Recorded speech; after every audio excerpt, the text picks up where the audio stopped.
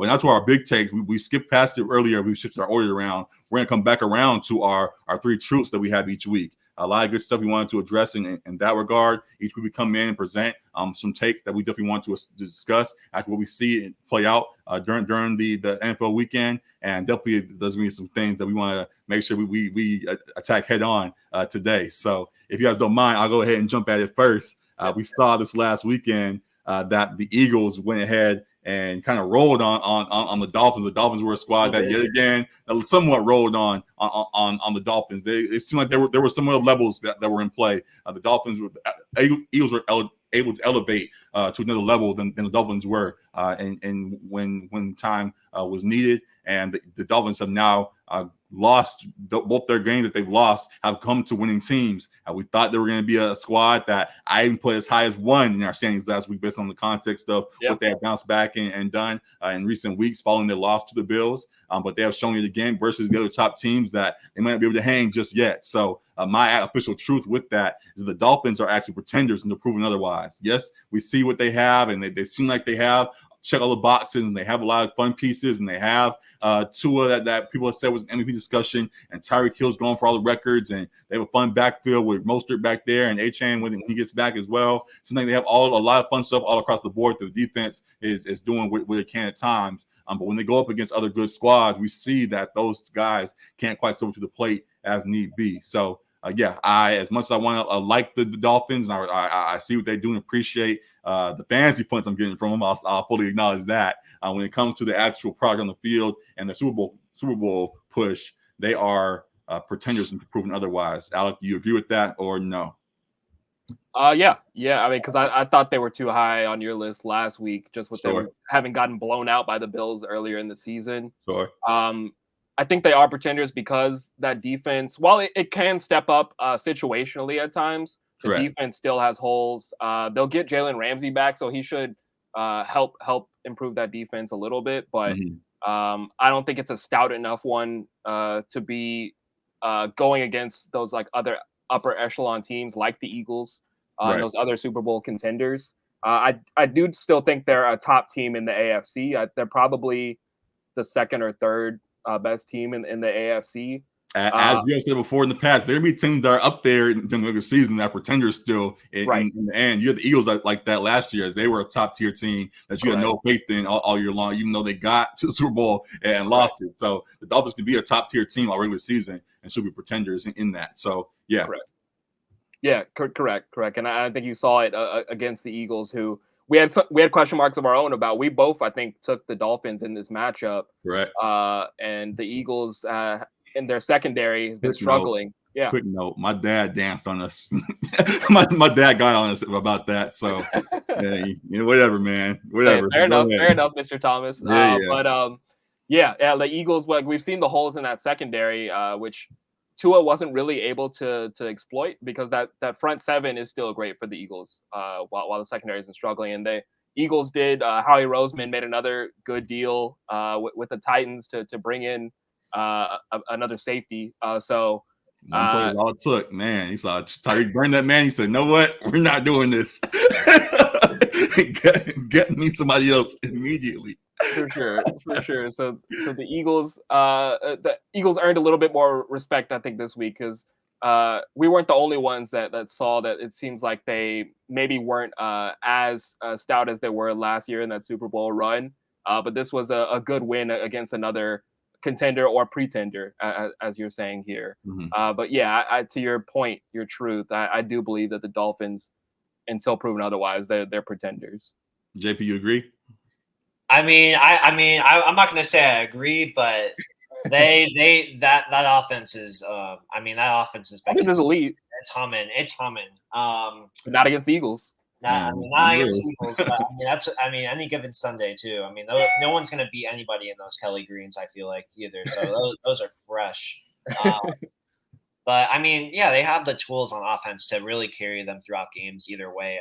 Even if they do have the injuries with Jalen Ramsey, they still have they still have an offense where, you have an offensive like mind head coach and guys who can really help you get out of certain bad situations when you're tight in games. I think that's I would love to see. I think I think I'm a little bit sold on the Dolphins, but not all the way yet. I'm not going to say they're pretenders because they're still in first place in their division, despite losing the Bills. Yeah. So, and you look at the other teams in the AFC too. I mean, who knows? Like, I mean, as much as I love the Ravens, who knows how they're going to hold up? They've kind of collapsed the last couple of seasons in November and December. I mean, the Jags are going to win their division, obviously, but like, and Kansas City too. So, I mean, they're probably going to be sitting like real pretty in the 3 seed come the AFC playoff time. So. 3-4. I think Yeah, the Bills might get back on top. That's actually a great segue. If you don't mind, we'll jump to our next take as well. Speaking of the AFC, another squad that we view as supposed to be a top tier team that somehow falls short at times when we call upon them. I have had my doubts about them for a few years now, or at least I've made it clear that haven't been as emphatic about them as everybody else has been. The Bills are a squad that we've seen recently that seem like they're a top tier team, should be an all world team, should be top of the AFC and all that kind of stuff. But they go up against certain teams and they kind of play down to certain teams, and they kind of they play around with people when they shouldn't. And there was a joke going around this last week, essentially saying that the Bills kind of go on mad in each game. And they set the Sliders even teams every week. They kind of make sure everything is balanced, and they don't really play above teams. And we don't see them blow out every team. They did blow up the Dolphins, which was surprising, but they were up for that game. And the Dolphins, that was more so on the Dolphins, and to their point about them being pretenders, they kind of folded in that moment more so. I wouldn't say more so, but they folded in that moment as the Dolphins elevated, trying to prepare for them, while the Bills continue to show that they continue to go into games when it seems like they should be the clear winner of in situations. They should be the dominant squad, and instead they play kind of to the level of the other squad and let things go as they need be. So I guess the official truth with that is that the Bills sort of set the Sliders to even teams whenever they play against folks. You agree with that, or you think that they do have rooms they elevate when called upon? Yeah, I think the joke I saw when I brought it to you was that it was from NFL memes, I believe on Instagram, but it was like Josh Allen is forever cursed to playing just as good like as his opponent each week. Yeah, either play it up or play it down, like you said. So yeah, it's a weird situation kind of with Josh and the Bills, because we talked about, we believe, and maybe you don't, but believe that he's a elite QB, elite dual threat with the arm talent and his rushing ability. But he can be loose with the football. Like, that's been well documented. That's been my biggest issue. Just he's very loose with the ball. Right. So that's probably his main drawback as a QB. But other than that, like he's a QB that any team would want to have on their roster. But this Bills team, of course, in the playoffs, we've seen them have these great regular seasons and then fall short in the playoffs. So you could say that about the Bills in that way. I think we kind of saw that this might be a little bit of a trap game, as you mentioned last week on the Quick Picks with the Patriots and Belichick, and him kind of having a good game plan against the Bills and Josh. But yeah, this has been 2 weeks in a row now because they struggled to get that win against the Giants. Right. And it feels like when they're playing the Chiefs, though, or teams like that, like they're scoring 40 points right with them. So it's kind of confusing, to your point, why they kind of play up or play down at times. But it seems like that's really what this team does. Like, they're not consistently blowing out the teams that they should blow out. While they did blow out the Dolphins, and they did kind of take advantage of some weaker teams earlier in the season, these past couple weeks, it feels like they've played down to their competition. Yeah. Jake, what do you think of the Bills right now? I mean, the Bills, man. I mean, they're.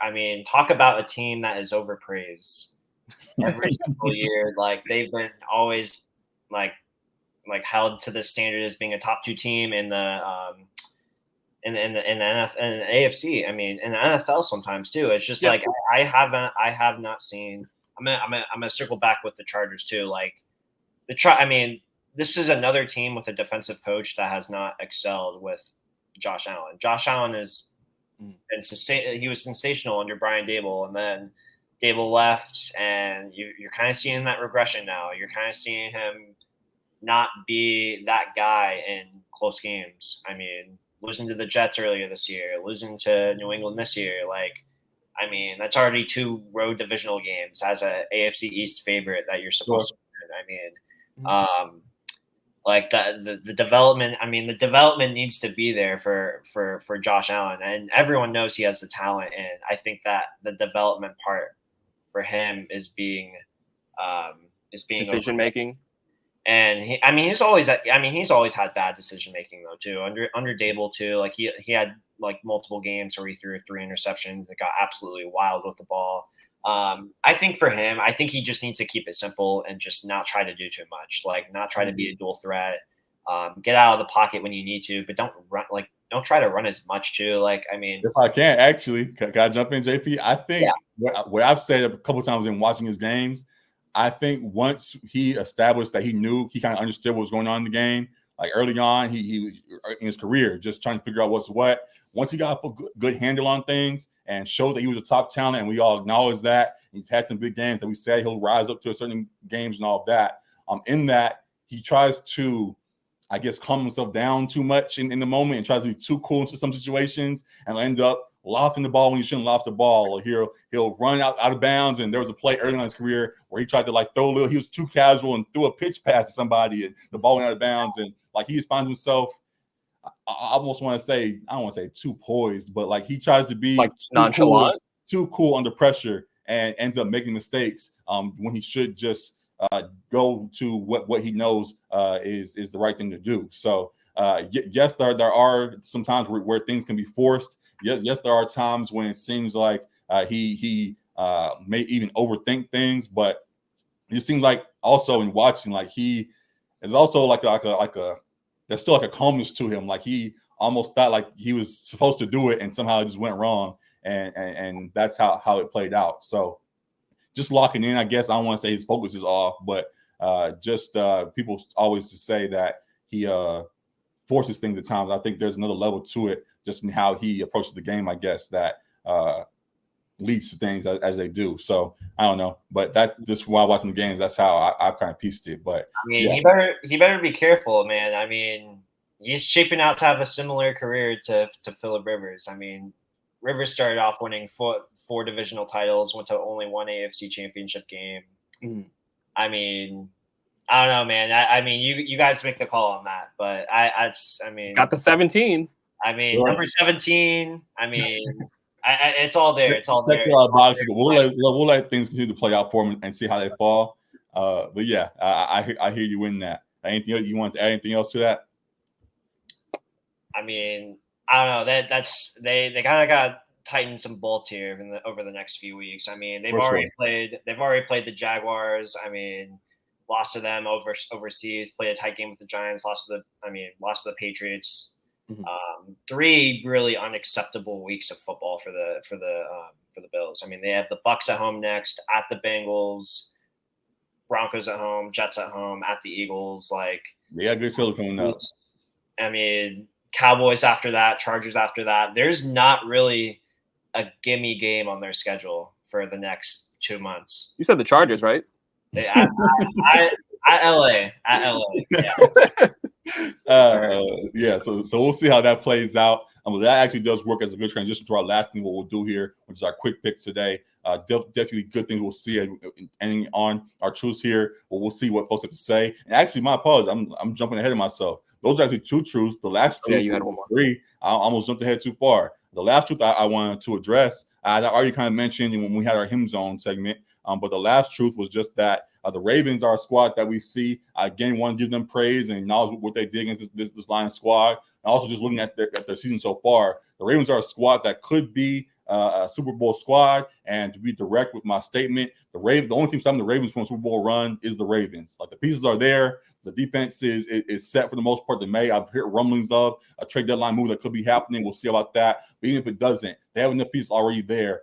That they can just continue to make sure their receivers. We see Aguilar here, who folks joked about before. He can get his hands working now, as they have been working in the last weekend and going forward. This Ravens offense continue to roll. This team can roll, and this team, there's not much on the outside. There's not many other flaws that could prevent them from making a Super Bowl run unless somebody else comes in and disrupts it. But yeah, I think the biggest deterrent to the Ravens right now is just themselves. You guys agree with that? You think there are some other things that could cause them not to be legit as they seem right now? I think I understand the statement, but I slightly push back because for me that statement reads like they're the team to beat in the AFC, whereas I believe they're one of them right now. To beat, I couldn't call them that when, and maybe not even that. I wouldn't say that's how you translate it, and that's what my response is. While there are other teams that may be better than them, I think in those matchups, I think they still have enough to overcome whatever the other team can throw at them and be right. I victorious. I don't disagree with that at all. But what I was going to say is that I think until proven otherwise, like you have to have the Chiefs ahead of them, like the two teams that have been kind of like their Achilles heel because they have been Super Bowl level talent for a couple years or so when Lamar's been healthy or they've been in the playoffs, but they've ran into a team where they just didn't quite have enough or didn't quite put the pieces together against the Chiefs or the Bills. Sure. And I think it's that. Like, I think it's more so for this statement, it would be like the only team stopping the Ravens from a Super Bowl run is the Chiefs. Sure. I think they have to kind of like get that monkey off their back in terms of beating one of those upper echelon teams to get there. So it's more so like the kind of like the pressure is on them to prove like why they are Super Bowl caliber team. Got it. I think. Got it. Yeah, I hear you in that, and believe that they can.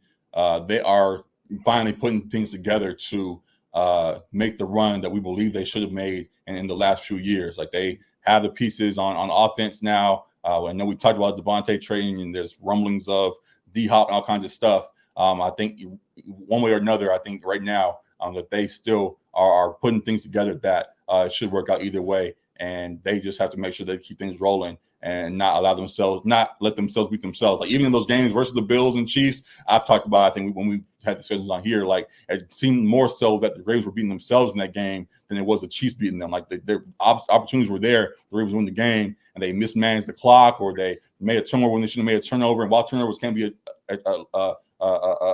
given in support of the other team, what they did, it definitely seemed like the Ravens are the biggest catalyst for their own success at times. And now it seems like they really can roll this year. I just believe that they really can do so if they just continue to stay out their own way. So, yeah, I hear all you're saying. JP, any added thought on that?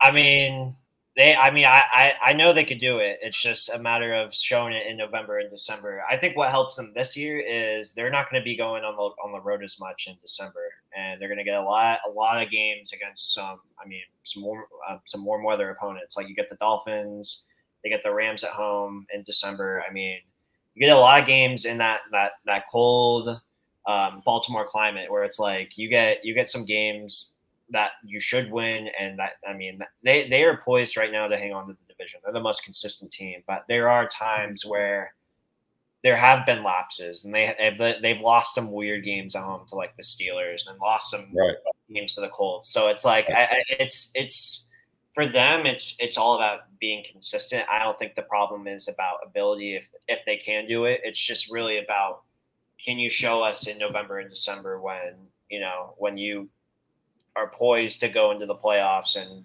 become that team that can take that next step. I think that's really what it's all about for them. Yeah. And I think the good thing for them too is like they have a second year with like this young defense, and that's big for them. I think they've really tightened up some things like in the secondary. Last year their secondary was abysmal. Yeah, to start the season for sure. So that I think they have that going for them this year, and there's some great things that we're seeing overall with like the new weapons that the Ravens have. Zay Flowers has done pretty well. Odell, he can be that guy when he can be that guy, but I mean, he's really just got to stay on the field. That's really all that matters. Yeah.